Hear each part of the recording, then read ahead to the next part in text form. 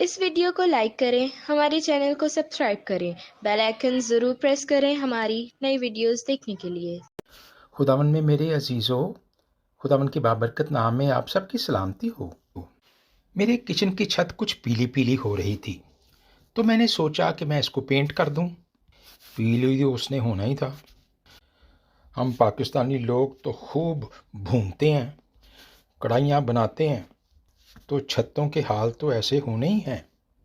اتفاق سے میرے بیٹے آئے ہوئے تھے تو میں نے ان سے کہا کہ اگر آپ برائے مہربانی مجھے کچھ ہیلپ آؤٹ کر دیں تو ہم دونوں مل کر اس چھت کو پینٹ کر لیتے ہیں۔ تو میرے بیٹے نے بڑے ادب سے مجھے بتایا کہ پاپا یہ کام میں اکیلے ہی کر لوں گا۔ تو بھی میں نے اسے کہا کہ میں آپ کو کچھ تھوڑی بہت ہیلپ دوں گا۔ دراصل وہ مجھے بڑے پیار سے یہ بتانا چاہ رہا تھا کہ پاپا جی تواڈے وس دی گل نہیں، کیونکہ پینٹ کرنے کا تجربہ آپ کے پاس نہیں۔ تو پنجابی میں آسان الفاظ میں یہی ہے کہ تواڈے پلے ککھ نہیں، کیونکہ میں سمجھ رہا تھا کہ میں پینٹ شروع کروں گا اور یہ مجھے اسسٹ کروائے گا۔ تو جب اس نے کہا کہ میں خود ہی پینٹ کر دیتا ہوں تو میں نے کہا کہ چلیں ٹھیک ہے۔ سب سے پہلے اس نے چھت کو صاف کرنا شروع کیا۔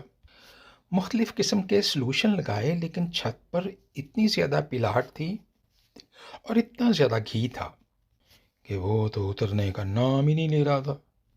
تو پھر وہ بازار گیا، وہاں سے وہ خاص قسم کا سلوشن لایا جس پہ لکھا تھا گریس ریموور۔ تو اس نے آہستہ آہستہ اس چھوٹی سی کچن کی چھت کو صاف کرنا شروع کر دیا۔ عزیزو، وہ تو پورا دن ہی لگ گیا، لیکن اب چھت پہلے سے بہت اچھی ہو چکی تھی۔ پھر اس نے ہلکا سا اس کے اوپر ریگ مال لگایا۔ پھر وہ بازار گیا، وہ مختلف قسم کے پینٹ کے سیمپل لایا اور ان کو ایک جگہ گتے کے اوپر لگانا شروع کیا۔ آخر کار ان 3 پینٹس میں سے اسے ایک پینٹ پسند آ گیا۔ اس نے ہمیں بھی دکھایا اور ہم نے بھی کہا ٹھیک ہے۔ پھر اس نے کچن میں ایک پلاسٹک لیا اور سارا پلاسٹک بچھایا، یعنی فرش پر پلاسٹک بچھایا اور کچن کاؤنٹرز پر اخبار لگا دیے۔ ہم نے اس کو یہ تمام چیزیں فراہم کیں۔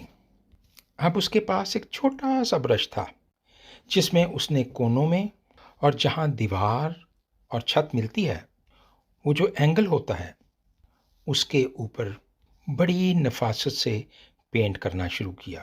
اس نے اس کام کو اتنے انہماک سے کرنا شروع کیا کہ جیسے وہ کام میں کھو ہی گیا ہے۔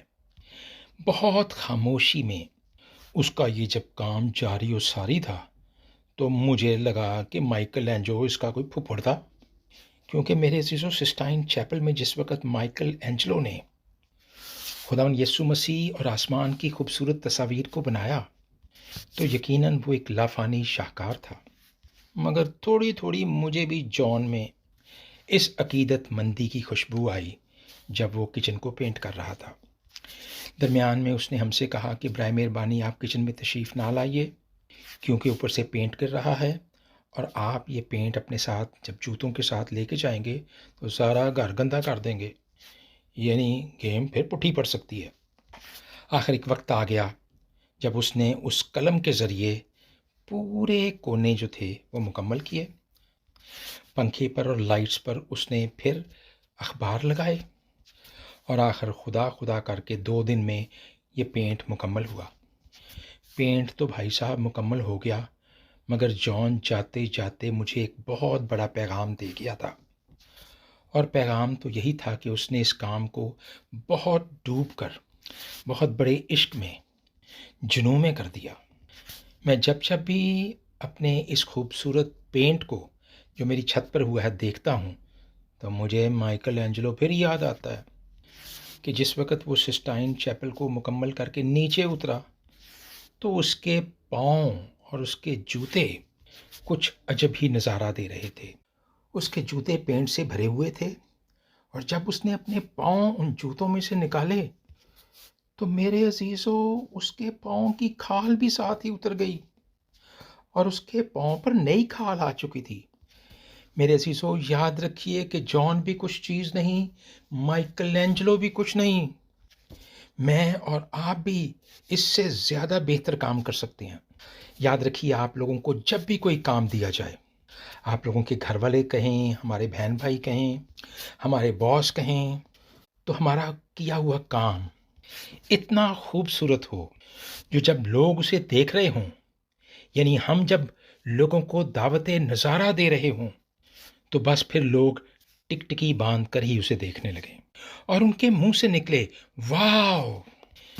میرے عزیزو، پالوس رسول نے بھی یہ فرمایا کہ جو کچھ کرو یہ جان کر کرو کہ خداوند کے لیے کرتے ہو۔ خداوند آپ کے ساتھ ہو، آپ کو خوب برکت دے، آمین۔